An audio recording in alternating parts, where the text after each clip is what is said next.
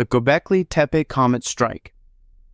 The year is 9600 BCE. You are standing on a barren limestone hilltop in southeastern Turkey, 50 kilometers north of the Syrian border. The wind cuts across the plain without obstruction. There is nothing here. No river, no farmland, no strategic advantage of any kind. And yet someone is building a cathedral. Not with sticks and mud. With carved limestone pillars 12 feet tall and 20 tons each, covered in bas-relief sculptures of lions, foxes, scorpions, and vultures so precise they look cast from a mold. You have not yet invented the wheel.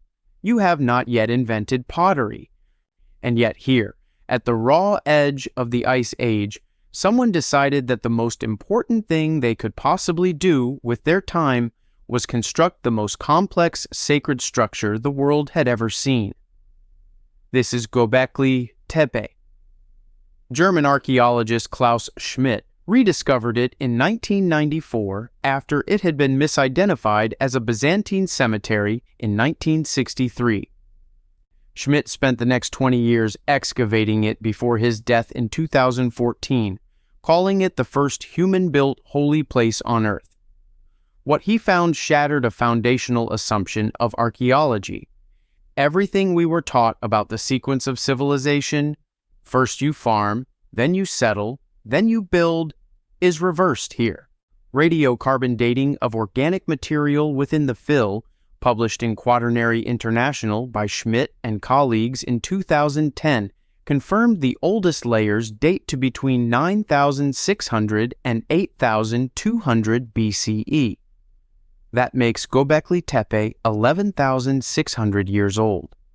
It predates Stonehenge by 6,000 years, and the invention of writing by 5,000. The pillars alone are staggering.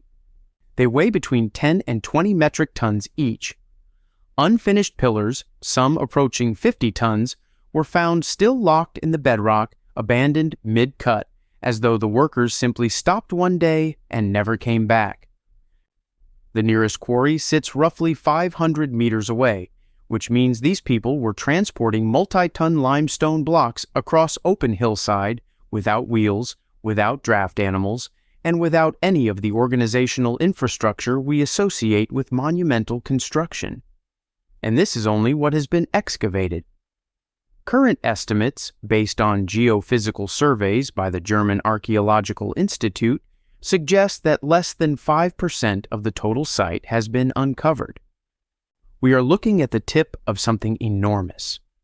But here is where it stops being merely impressive and starts being something else entirely.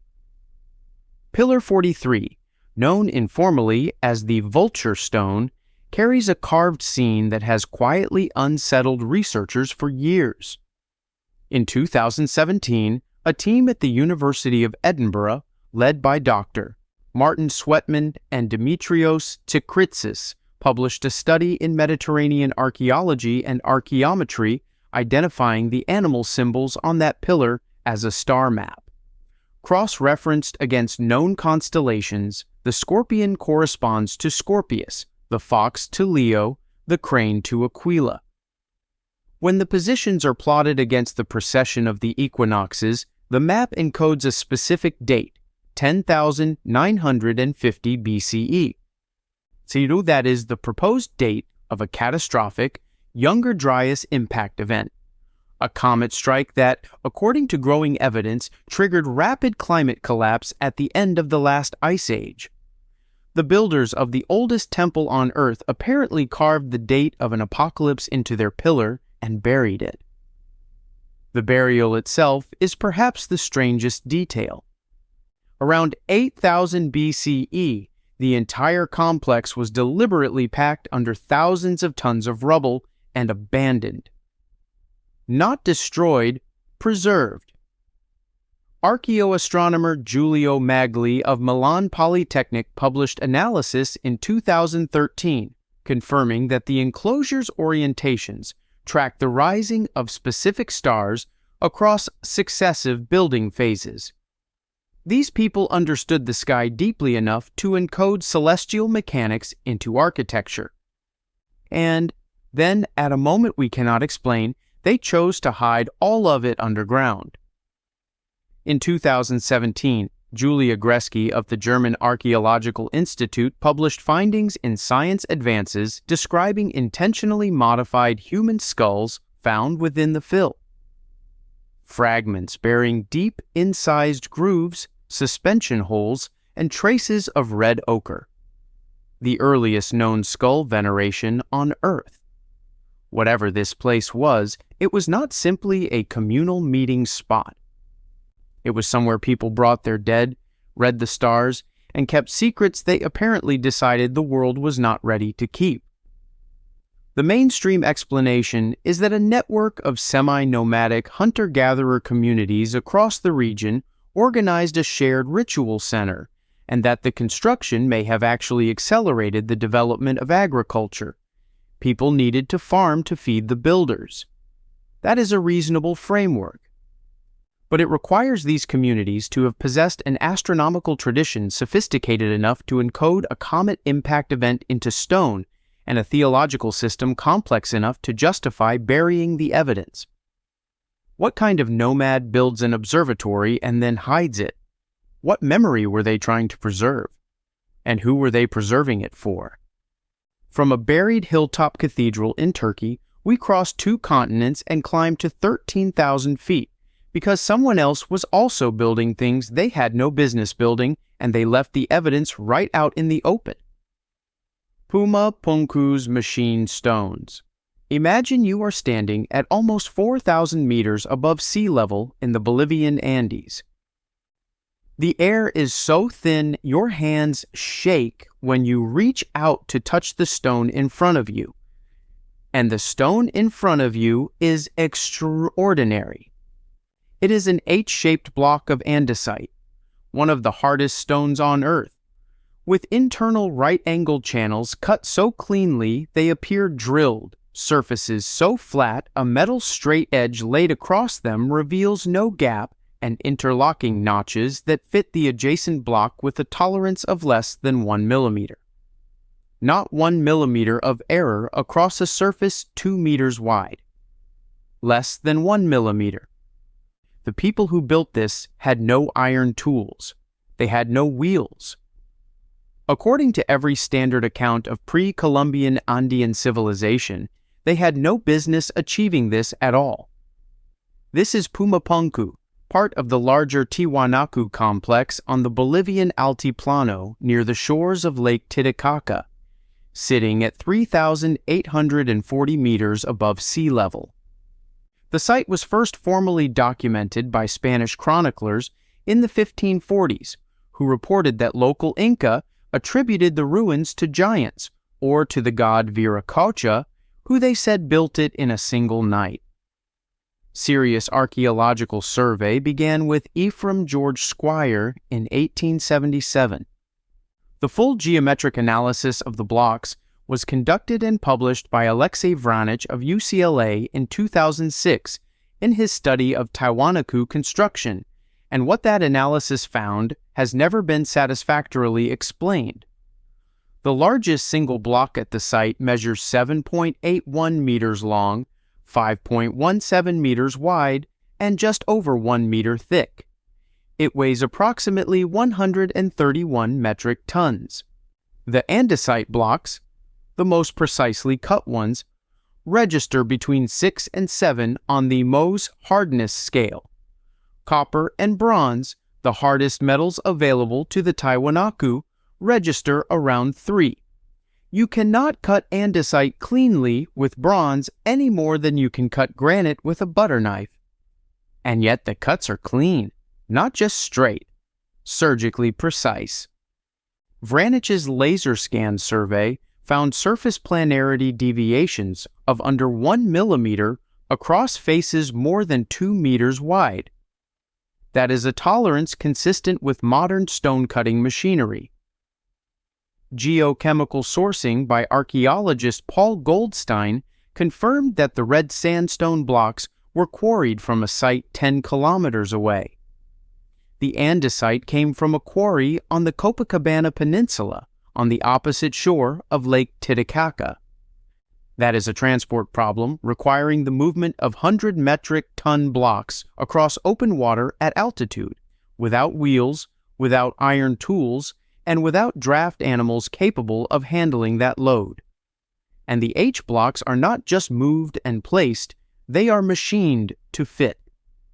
Each contains identical internal channels approximately 6 centimeters wide, consistent in dimension across dozens of separate blocks, suggesting the use of a measuring template that has never been recovered from the site. No Tiwanaku document describes the construction of Pumapunku.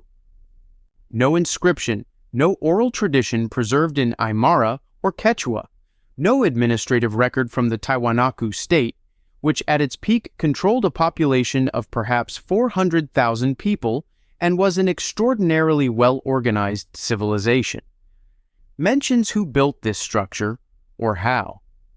The Inca, who were meticulous record keepers, attributed it to the supernatural and left it at that.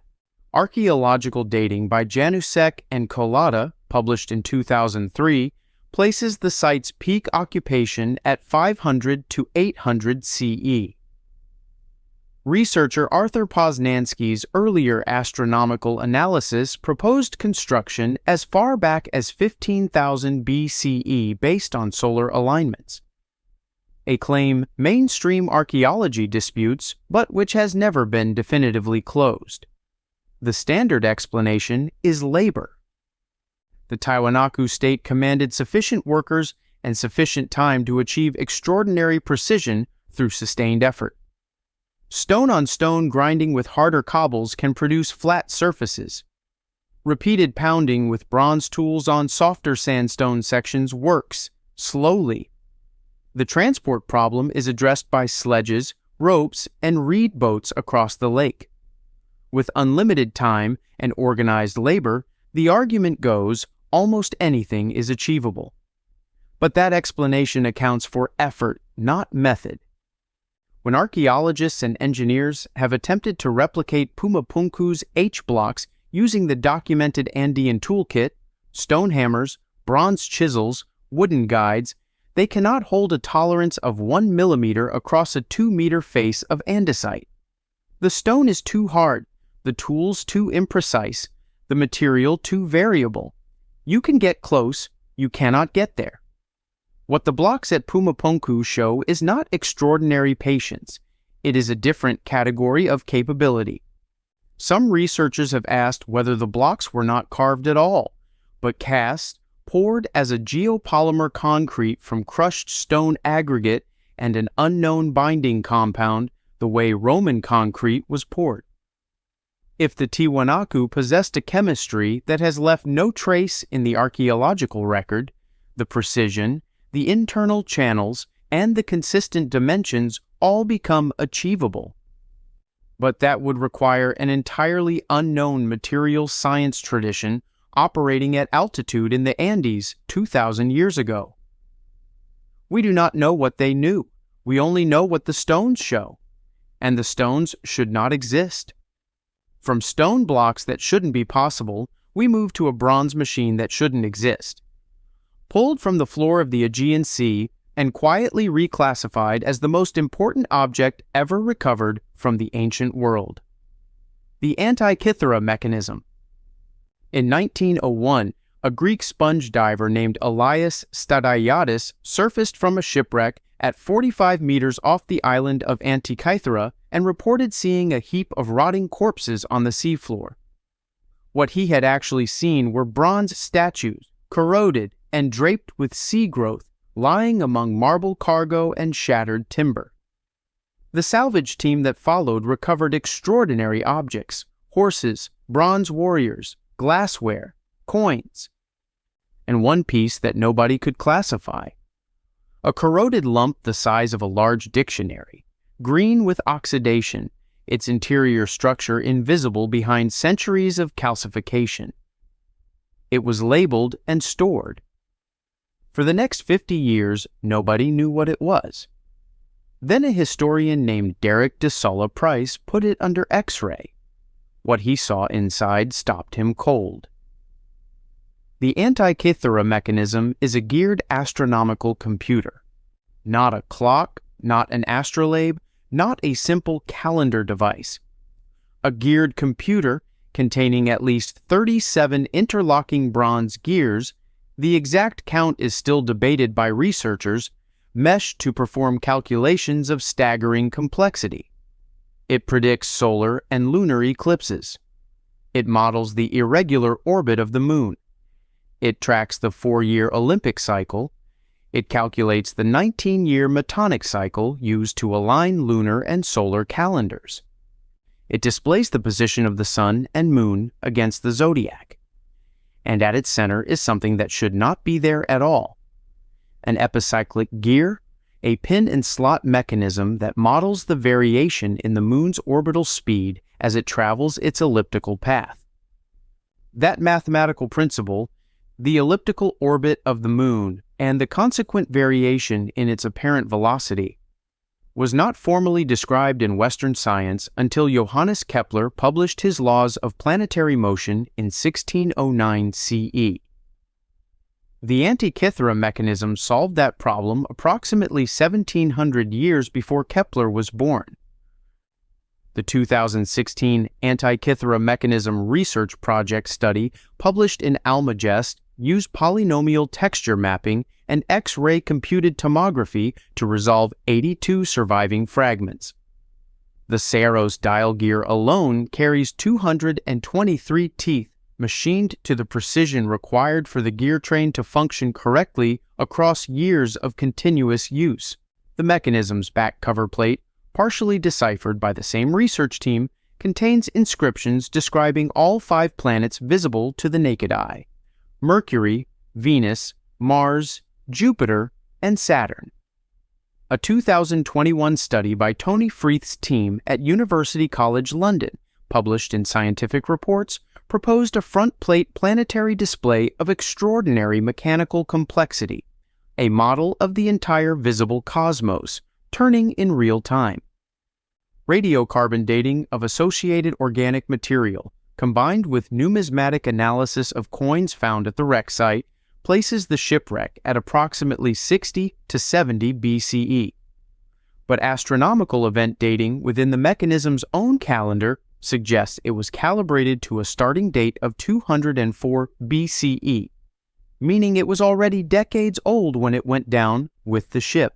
The bronze alloy composition, analyzed by researchers at the Aristotle University of Thessaloniki, matches foundry traditions from Corinth or its colony Syracuse. Archimedes worked in Syracuse. He died in 212 BCE. Cicero, writing in De Re Publica around 54 BCE, described 2 mechanical orreries, devices modeling the motions of the sun, moon, and planets that Archimedes was said to have constructed.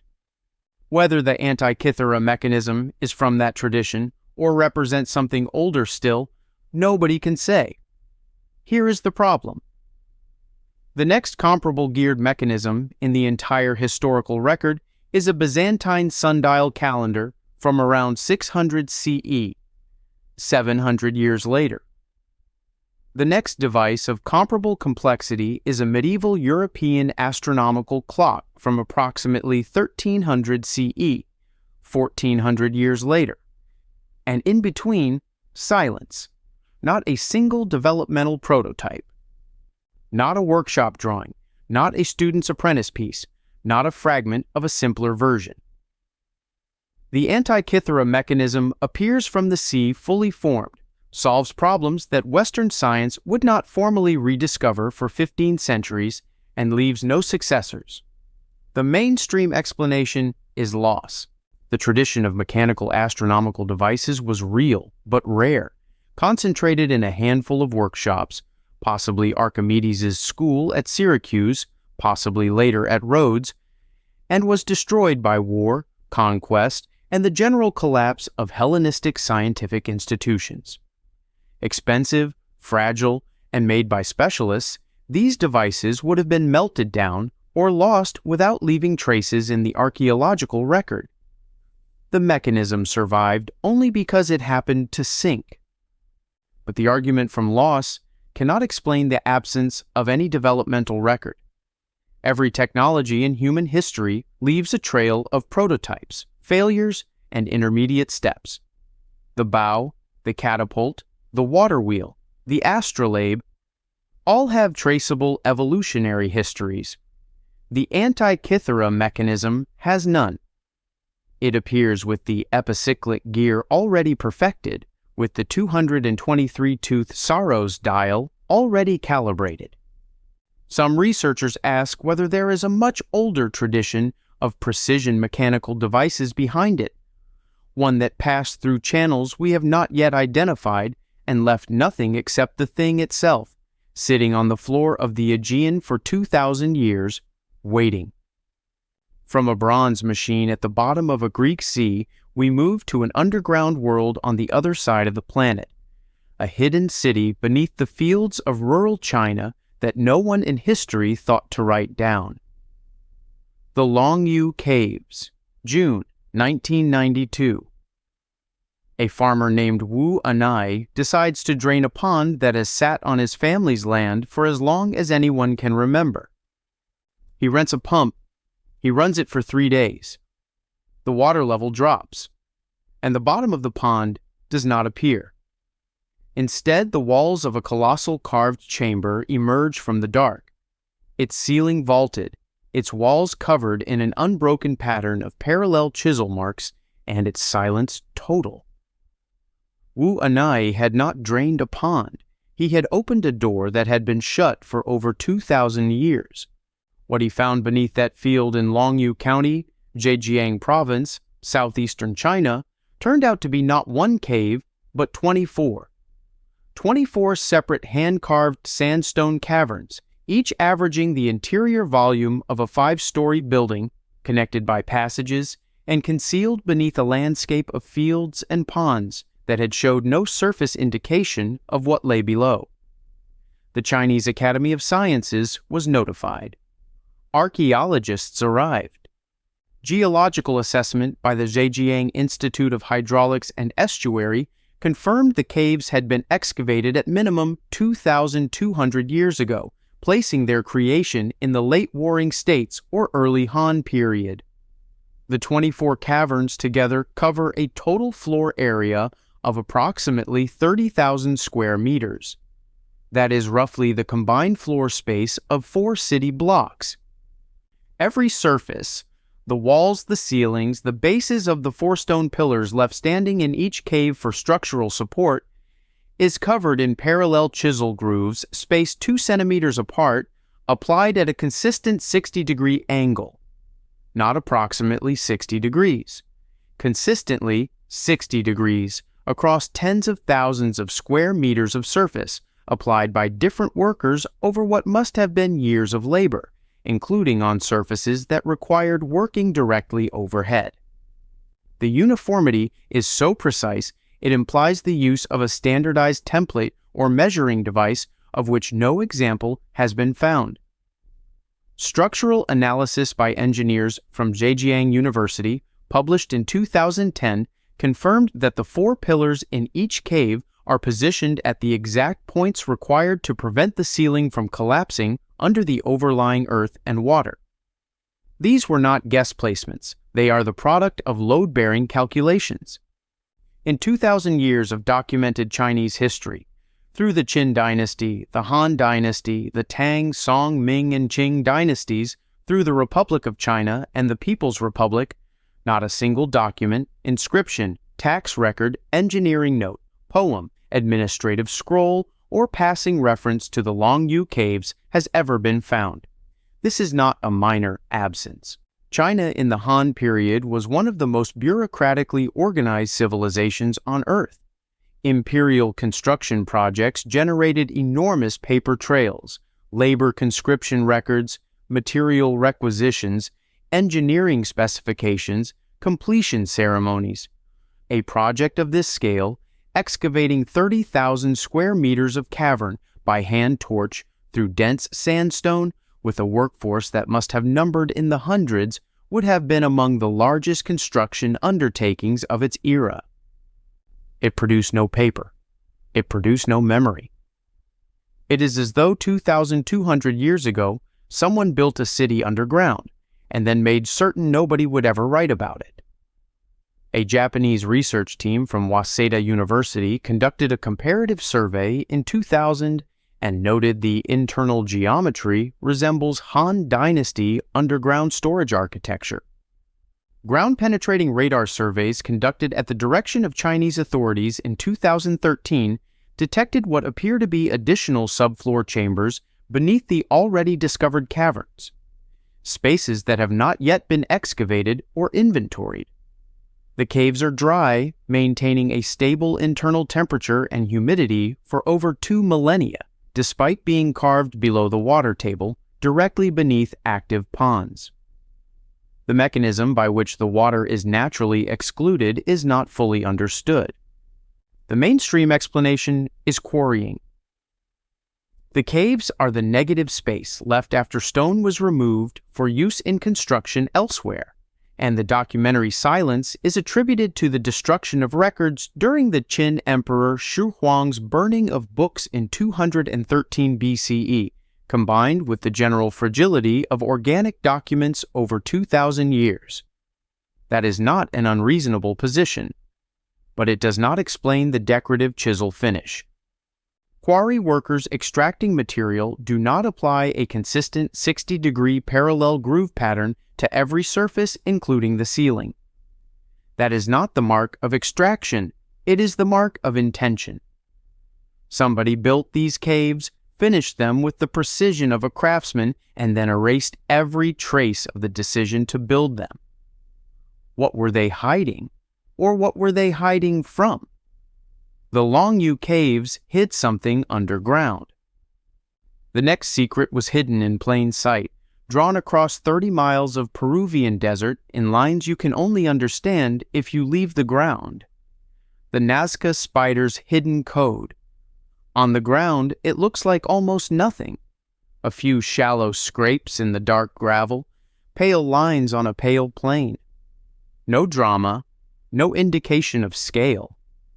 But step back 300 meters, step into the air, and the lines resolve into a 46-meter spider drawn with a single unbroken stroke so geometrically exact that modern GPS surveys find deviations of less than 2 centimeters across its entire span. 2 centimeters of error across 46 meters. That is the precision of an engineering drawing, not a ritual scratch in the dirt. But precision is not the strangest thing about this spider. The strangest thing is what species it is and how anyone in the Nazca Desert could possibly have known.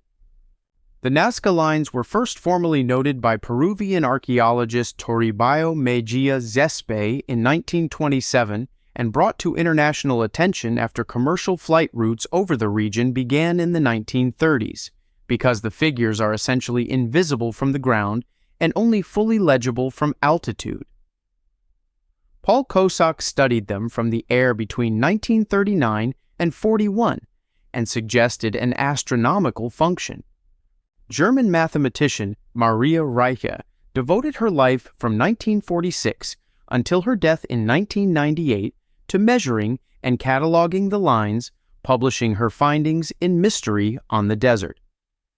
Radiocarbon dating of wooden stakes and ceramic shards found at the endpoints of the figures, published by archaeologist Helene Silverman in 1990, confirmed creation dates ranging from 400 BCE to 650 CE, a roughly 1,000-year span of construction across multiple generations of Nazca people.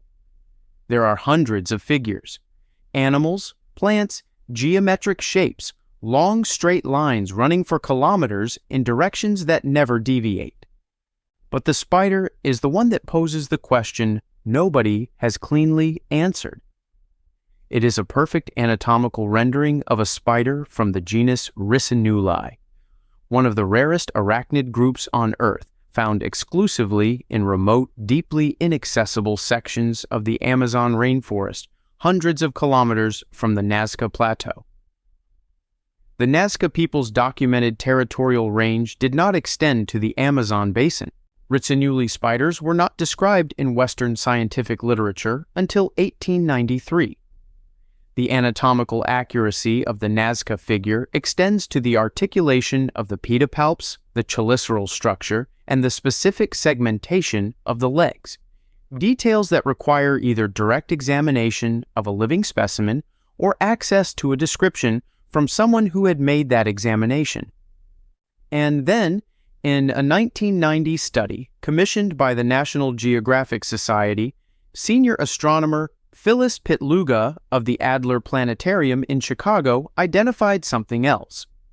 The right rear leg of the Nazca spider does not match the anatomy of the Ricinulae.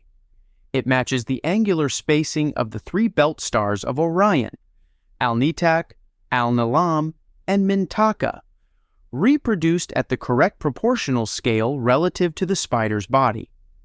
The Orion encoding is not part of the spider's biology. It is additional information embedded inside the biological drawing. A second layer of signal hidden inside the first.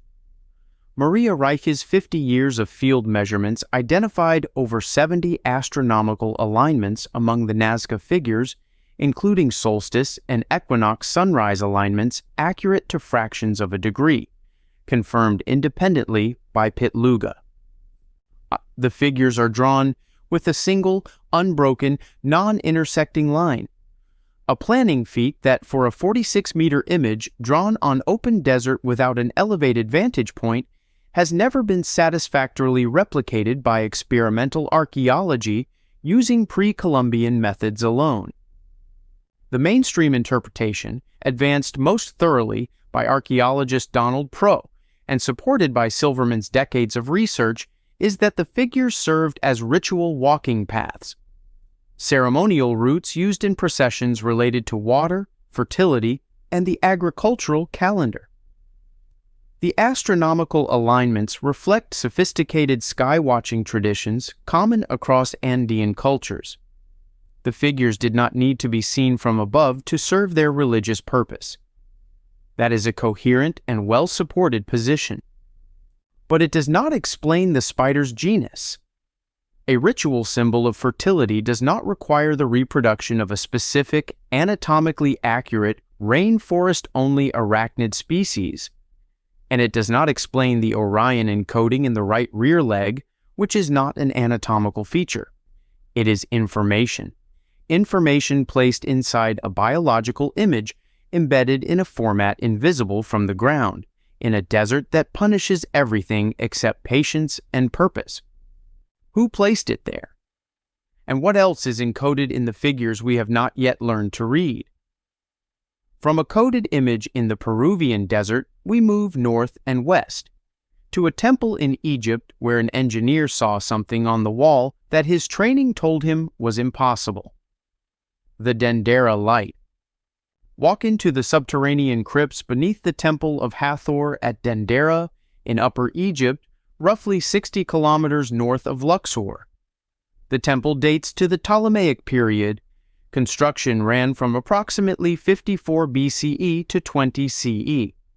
The walls are covered floor to ceiling in hieroglyphic inscriptions, ritual scenes, and mythological diagrams.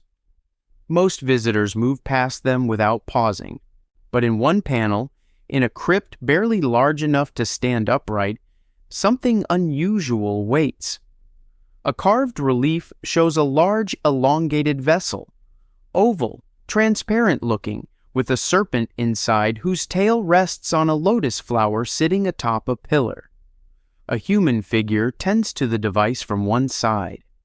A braided column connects the vessel's base to a rectangular box. The scene is repeated in a second panel, but with the orientation reversed, the serpent faces the other direction, the lotus moves to the opposite end. In 1966, two Austrian engineers named Walter Garn and Franz Lohner looked at those reliefs and recognized the schematic of a Crookes tube, a glass vacuum discharge lamp, the direct predecessor of the modern light bulb. When a Crookes tube is filled with low-pressure gas and subjected to high voltage, a glowing serpentine plasma column forms inside the glass. It floats. It does not touch the walls. It looks exactly like the carving at Dendera. Garn and Lohner built a working replica using the proportions on the wall. It produced light. This is what the Dendera panel shows if you read it as an engineering diagram rather than a myth. The elongated vessel is the glass tube. The serpent is the plasma discharge. The lotus and pillar base is an electrical insulator column, geometrically identical to a modern bushing insulator, whose function is to separate a high-voltage conductor from its housing. The braided D-jed pillar cable running from the base to the rectangular box is a conductor connecting the device to a power source. And the bilateral reversal between the two panels, one facing left, one facing right, corresponds precisely to what happens when you reverse the polarity on a Crookes tube. The plasma column shifts ends. A working replica, built to the Dendera proportions and displayed at the Vienna Museum of Technology, produced approximately 600 lux of illumination. Electrical engineer and Egyptologist Dr. Reinhard Habeck published detailed technical analysis in the 1990s, arguing the imagery matches not just a light bulb in general, but specifically a Crookes tube high-voltage discharge configuration. The innermost chambers of the Dendera temple complex, the areas where these crypts are located, contain no torch holders and show no soot deposits on the ceilings, a fact noted by researcher John Anthony West. If you needed light in a sealed underground crypt with no ventilation and chose to use oil lamps or torches, the soot stains on the stone would be unmistakable. They are absent. The D-jed pillar, the braided column in the Dendera carvings, is one of the oldest and most widespread symbols in Egyptian art, predating the Ptolemaic period by 3,000 years and associated across Egyptian history with Osiris, with stability and with a kind of primal structural power that theologians have never fully explained. The mainstream Egyptological interpretation of the Dendera crypts is that the panels depict the mythological birth of the sun, the primordial serpent Nehebkau emerging from the lotus of creation inside the cosmic egg, a standard creation narrative consistent with the broader theological program of the Hathor temple. The D-jed is an Osirian symbol. The lotus is life. The serpent is Ra in his first moment. This is a coherent reading with strong textual support.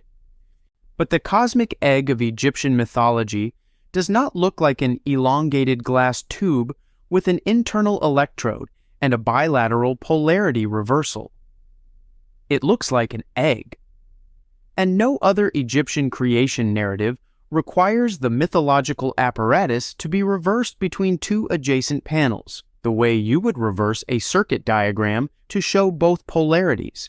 Some researchers ask whether the Dendera crypt preserves not a mythology, but a memory, knowledge of a technology encoded in religious language to protect it from the destruction that claimed so much else, waiting in stone for someone who could read both the theology and the engineering at the same time. We have the image. We have working replicas. What we do not have is any explanation of how the Ptolemaic Egyptians knew what a plasma discharge looks like from the inside. From a possible light source in Egypt, we move north and west to three enormous circles in a Yorkshire field that are pointing at the same three stars as three pyramids on the other side of the world, built 1,000 years apart by people who were never supposed to meet. The Thornborough Giza Orion Mirror. There is a field in North Yorkshire, England, that contains three of the most undervisited ancient monuments in Britain. Three circular earthwork enclosures, each approximately 240 meters across, the diameter of more than 2 football pitches, with outer banks and ditches still standing 3 meters deep after 5,500 years of rain and plow. They are called the Thornborough Henges, and they predate Stonehenge by roughly 1,000 years. They were built around 3,500 BCE, and they are arranged in a pattern that will be familiar to you. 3 points, slightly offset from true north, with a specific angular deviation and a specific proportional spacing between them. If you have ever seen a photograph of Orion's belt, you have seen the Thornborough henges. The three Giza pyramids, Khufu, Khafre, and Menkaure, built between approximately 2560 and 2490 BCE, are arranged in the same pattern. The same angular offset from true north, approximately 4 degrees. The same proportional spacing between the three central points. The same directional geometry. Thornborough was built around 3500 BCE. Giza was built roughly 1,000 years later.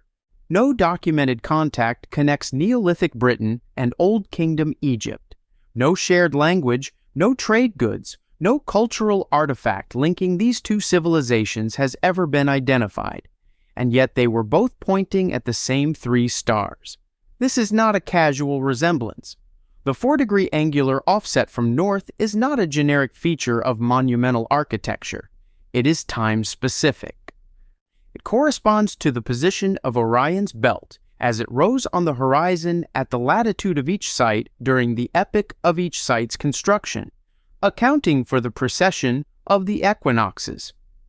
This means the angular offset is correct for Thornborough in 3500 BCE and correct for Giza in 2500 BCE. The same stars, seen from different latitudes at different moments in history, both reproduced in stone at the same proportional geometry. Survey data from the Royal Commission on the Historical Monuments of England confirms the Thornborough alignment. Robert Bauval's analysis, first published in Discussions in Egyptology in 1983 and expanded in the Orion Mystery in 1994, established the Giza correspondence. Archaeologist Jan Harding of Newcastle University, publishing in the Proceedings of the Prehistoric Society in 2003, confirmed through excavation that the Thornborough henges were built in multiple phases between 3500 and 2500 BCE, placing their astronomical orientation in the same approximate era as Giza's construction. And the builders of Thornborough did something else. They coated the internal surfaces of the henges with gypsum, a white mineral that, when polished and seen at night, mimics the appearance of the Milky Way. They were not just mirroring three stars, they were placing their three circles inside the river of light that frames those stars in the sky, just as Orion's belt sits inside the Milky Way. They understood the context. They reproduced the whole picture. Archaeoastronomer Clive Ruggles of the University of Leicester has analyzed Thornborough's sight lines and confirmed the site's southern orientation facilitates observation of Orion's transit across the southern sky from the center of the middle henge. The pyramid texts of Unas, inscribed around 2375 BCE, explicitly identify the deceased pharaoh with Osiris in the Orion constellation. Both cultures were not merely looking at the same stars. They were building their cosmologies around them and reproducing those cosmologies on the ground in identical geometric blueprints. The mainstream position is convergent development. Orion's belt is one of the most visually compelling and easily identifiable asterisms in the Northern Hemisphere. It is bright, distinctive, and crosses the celestial equator, making it universally visible and calendrically useful. Two cultures independently choosing the same reference and reproducing its geometry in monumental architecture is, in this view, a parallel response to a shared natural stimulus, not evidence of contact. That is a defensible argument. But the 4-degree angular offset is not a feature of Orion's belt in general. It is a feature of Orion's belt as seen from a specific latitude at a specific moment in time, accounting for a celestial mechanics calculation, the precession of the equinoxes, that Western astronomy did not formally describe until Hipparchus in approximately 130 BCE. Both sites get that calculation right. Some researchers ask whether both cultures were drawing from something older, not from each other, but from a shared astronomical inheritance that preceded both, a tradition of sky mapping whose origins we have not yet found. From a pattern written across 2 continents in stone and stars, we move to a mystery that fits in a single room. A book that has defeated every codebreaker on Earth for 600 years and still hasn't given up a word. The Voynich manuscript. The year is 1430-something. Somewhere in Europe, nobody knows exactly where, a scribe is sitting down to write a book. The vellum is real. The carbon dating is confirmed. The text is flowing, consistent, and follows the statistical patterns of a natural human language. And when the last page is finished and the book is bound, it enters history as the single most impenetrable document ever produced by a human hand. 6 centuries later, the manuscript has been analyzed by the team that cracked the Enigma machine, by professional cryptographers at the NSA, by computational linguists, by medieval manuscript scholars, by botanists, by astronomers, and by at least 3 independent research teams who announced they had finally solved it, all of whom were subsequently disproven. Not a single word has been confirmed, not one.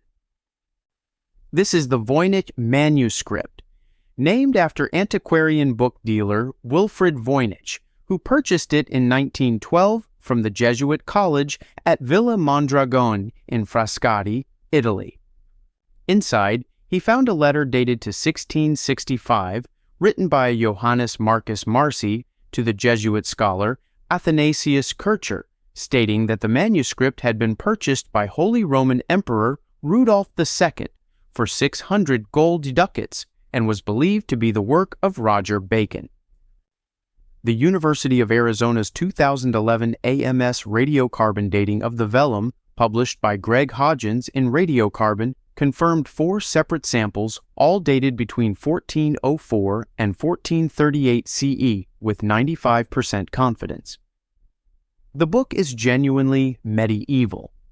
That eliminates the most convenient explanation, that Voynich himself forged it. The manuscript contains 240 pages divided into sections. The botanical section shows approximately 113 plant illustrations, none of which has been positively matched to any known species by any botanist or pharmacist in the 112 years since the book's rediscovery. Some drawings show root structures, leaf arrangements, and flowering patterns that are biologically implausible in any real plant genus, not stylized, not symbolic, but wrong in ways that suggest either invention or observation of something that no longer exists. The astronomical section contains circular diagrams with concentric rings of female figures and star groupings of 16, 17, and 18, groupings that match no European, Islamic, or Byzantine star atlas of the period.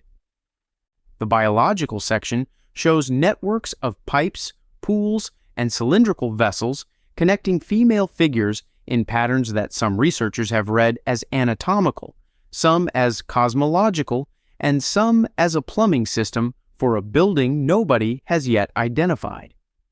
William Friedman, the cryptographer who broke Imperial Japan's purple cipher in World War II and helped establish the National Security Agency, spent years on the Voynich text and concluded it was likely an artificial language constructed on a philosophical basis he could not reconstruct. The NSA declassified 3 separate internal analyses of the manuscript in 2002, all of which had been classified for decades. None produced a translation.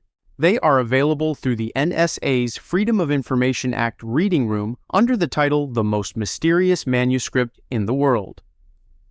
Computational linguist Gordon Rugg of Keele University published an analysis in Cryptologia in 2004 demonstrating that the text's statistical entropy level, a measure of information density, is consistent with natural languages including Arabic, Hebrew, Latin, and medieval Italian, and inconsistent with random character generation or simple substitution ciphers.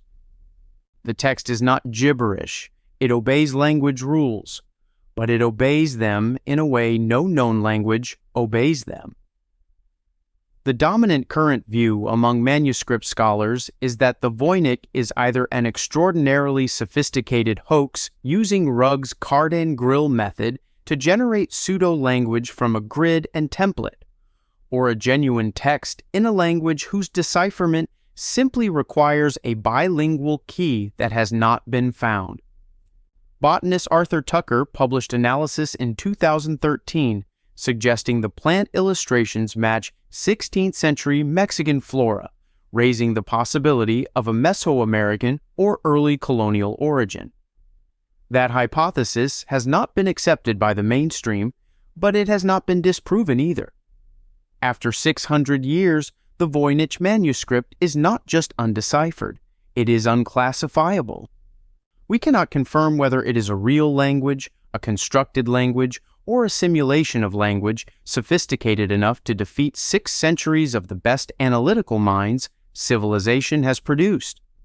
Somewhere in a library at Yale University, it sits in its box, still closed, still waiting. From a book no one can read, we come to a vault no one is allowed to open, sealed beneath an Indian temple, guarded by carved cobras, and holding a secret its priests say must never be disturbed. The Padmanabha Swami Vault. In 2011, a committee appointed by the Indian Supreme Court walked into the underground chambers of the Sri Padmanabha Swami Temple in Thiruvananthapuram, Kerala. One of the most sacred Vishnu temples in Hinduism, with documented ritual activity at the site reaching back to at least the 8th century CE and references in Sangam literature suggesting use as far back as 500 BCE. The committee's task was to conduct an inventory of the temple's assets. What they found in the first 5 vaults rewrote the record books. Gold thrones encrusted with diamonds and emeralds, 18-foot necklaces set with precious stones, approximately 1 metric ton of Roman gold coins from the 1st century CE, physical proof that this temple was receiving gifts from the Roman Empire 2,000 years ago, consistent with the well-documented Roman Kerala spice trade recorded by Pliny the Elder in Naturalis Historia around 77 CE. Solid gold vessels, statues, and ornamental objects in quantities that took weeks to catalog. The total valuation submitted to the Supreme Court exceeded 1 trillion Indian rupees. At 2011 gold prices, that is approximately $22 billion US. It is by far the largest single treasure discovery in recorded human history. And then the committee arrived at Vault B, the 6th vault. Its door is flanked by 2 carved cobras in high relief, approximately 5.5 feet tall each. The lock mechanism contains a cavity with no visible operating component, no keyhole, no latch, no mechanism that any locksmith or engineer called to examine it could identify. The temple priests, the Tantri, filed a formal statement before the Supreme Court. Vault B was sealed by a sanction known as Naga Bandham, a serpent protection invoked in the Tantra Samuchaya, the classical Kerala temple management text, which specifies that a vault sealed with this symbol was intended to remain sealed in perpetuity. To open it without performing the correct ritual recitation of the Garuda mantra by a qualified sadhu, the priest stated, would be to invite catastrophe. The Supreme Court accepted this statement. The vault was not opened. The legal dispute over whether to proceed reached the court again in 2014 and remains unresolved. The Travancore royal family, which managed the temple from the 18th century through the 2011 court case, stated in their legal testimony that no member of the family had any knowledge of what was inside Vault B, or when it was sealed, or by whose authority. The lock shows no evidence of having been operated in several centuries. Ground-penetrating radar surveys conducted at the court's direction in 2013 detected what appear to be additional subfloor chambers beneath the already discovered vaults, spaces that have not been excavated or inventoried. The full extent of what lies beneath the Padmanabhaswamy temple is not known. The mainstream position is straightforward. Vault B is a sealed treasury of similar type to the others, deposited and closed at some point during the Travancore period by an administrator whose documentation was subsequently lost. The Naga Bandham prohibition is a genuine and respected religious tradition that the court has chosen to honor as a matter of religious freedom and cultural heritage. The peculiar lock mechanism is likely an unusual but not unprecedented local tradition. What is inside is probably more of what was found in the other 5 vaults. But historians of Kerala temple culture have noted that the Naga Bandham classification is not simply a do not disturb label. In the tradition of the Tantra Samuchaya, this specific classification was reserved for objects categorized as either Svayambhu, self-manifest, not human-made, or Divya Astra, divine weapons. It was a classification for things that fell outside the normal cycle of temple wealth. Not more gold. Something else. Something that whoever sealed the vault decided required permanent containment rather than periodic inventory. The Travancore dynasty ruled Kerala for over 300 years and managed this temple's assets with considerable administrative care. They do not know when or why the 6th vault was sealed. The priests of a tradition going back over 1,000 years say opening it would cause catastrophe. The lock has no visible mechanism. The radar shows additional chambers below that have never been named. $22 billion was found in 5 vaults, and the 6th one, the one with the cobras on the door, stays closed. We have gone forward in time, backward in time, and across every continent.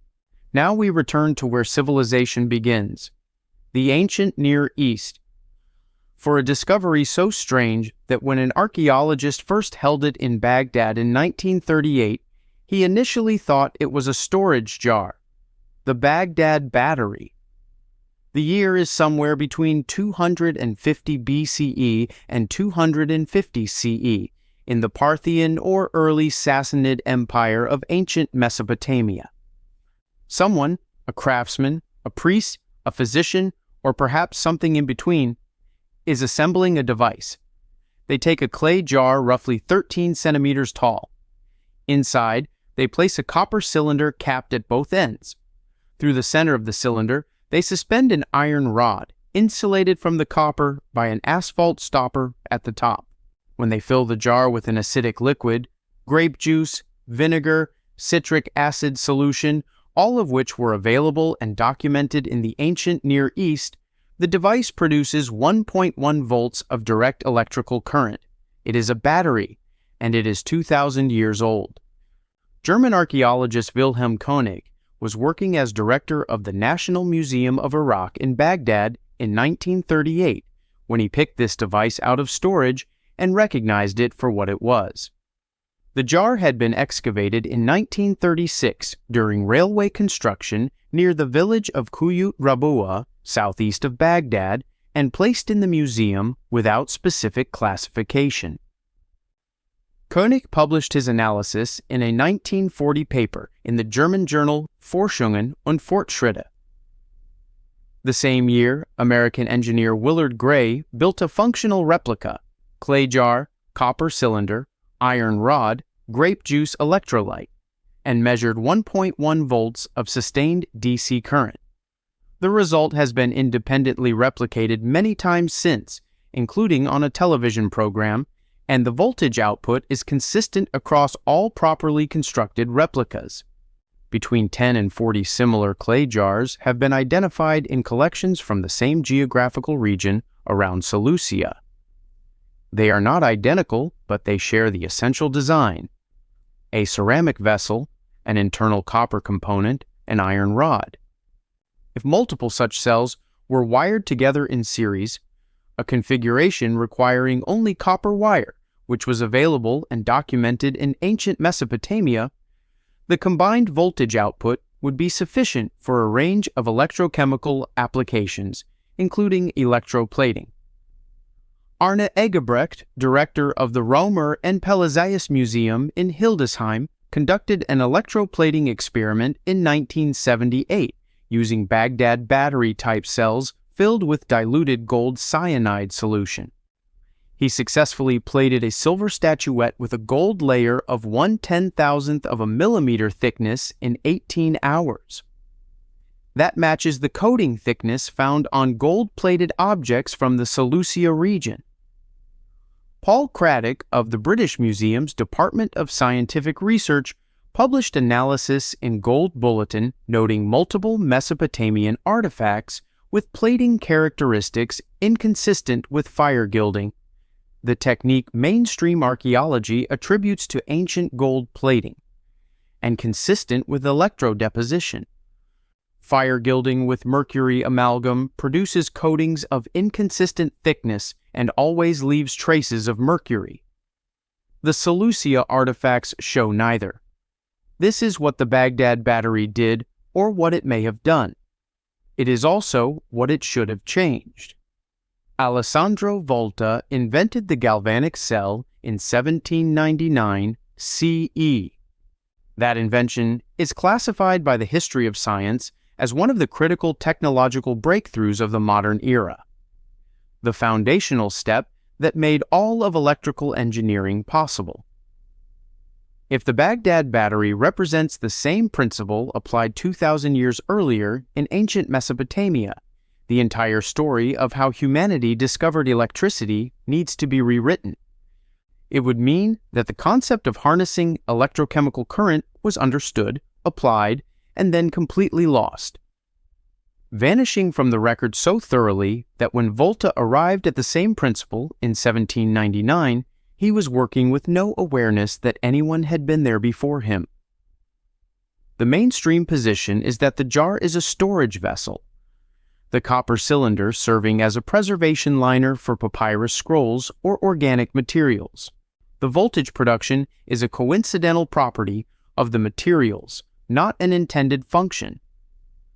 The gold plating attributed to electrodeposition can be more parsimoniously explained by fire gilding techniques not yet fully characterized, and the case for the Baghdad battery as a functional electrical device rests on too thin an evidentiary base, no wires, no electrodes, no instruction text to overturn the conventional account.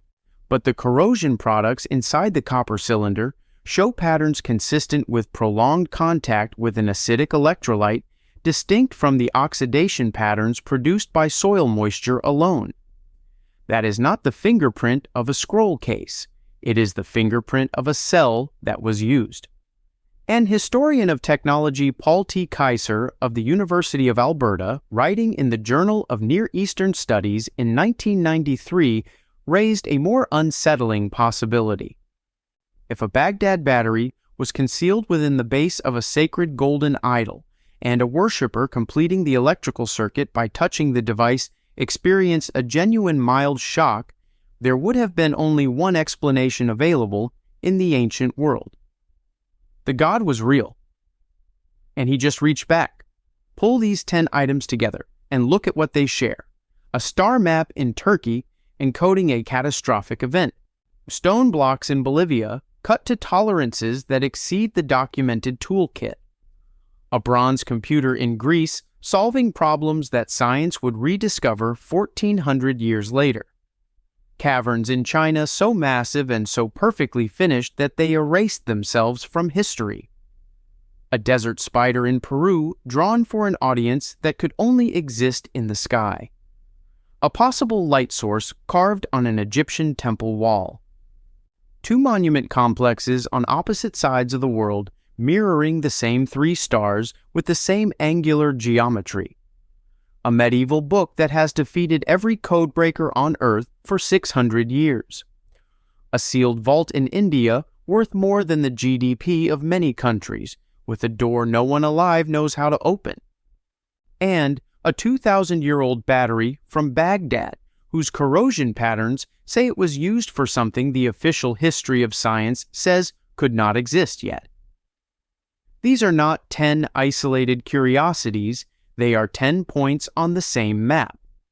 In every case, the evidence suggests a level of knowledge, precision, or capability that the standard timeline of human civilization cannot absorb without fracturing. In every case, the question that mainstream history cannot answer is not how it was built. It is where that knowledge came from. Mainstream archaeology is not hiding a conspiracy. The discipline is populated by careful, rigorous researchers who follow the evidence honestly. But it is, in many cases, too comfortable with the phrase "we do not know" without following that admission to its logical conclusion. If we cannot explain Pumapunku's tolerances with the known toolkit, we cannot assume the known toolkit was sufficient. If a working light source can be built from the Dendera proportions, we cannot assume the similarity is accidental. What these 10 items suggest, taken together, is that human history may not be a straight line from primitive to advanced. It may be a cycle, civilizations rising to extraordinary sophistication, collapsing, and leaving behind only the objects too heavy, too buried, or too strange to destroy. Every item on this list is a message from before the silence. Göbekli Tepe's builders buried their cathedral so it would survive. The Longyu artisans finished their caverns with a craftsman's hand and then made certain no record existed. The Antikythera engineer built a machine so complex it had no successors and then let it go down with a ship. The message is not in any single object, it is in the pattern they form together. The recurring suggestion that we have been here before, that we reached something extraordinary, that we lost it, and that we keep almost remembering it. Most people walk through museums and see labels and glass cases. They accept the explanations on the cards and move on. But you are here, at the end of 10 impossible things, still asking why. That is not ordinary curiosity. That is the specific kind of mind that the questions deserve. This channel exists for exactly that mind. Not for people who want easy answers. For people who are unsatisfied with convenient ones. Hit subscribe and make it official. Then go to the comments and tell me, which one of these 10 is the item mainstream archaeology simply cannot explain away? Pick one. Build the case. Convince the rest of us. The floor is yours.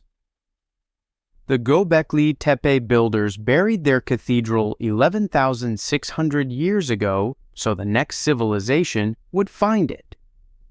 They left a star map, a warning, and a question carved in 20-ton limestone. We found it. We can read the stars. We cannot yet read the warning. Every object in this list is another version of the same buried message. From a world that knew more than we think, that fell further than we imagine, and that trusted the stone to outlast the silence. The stone was right. Subscribe. The excavation continues.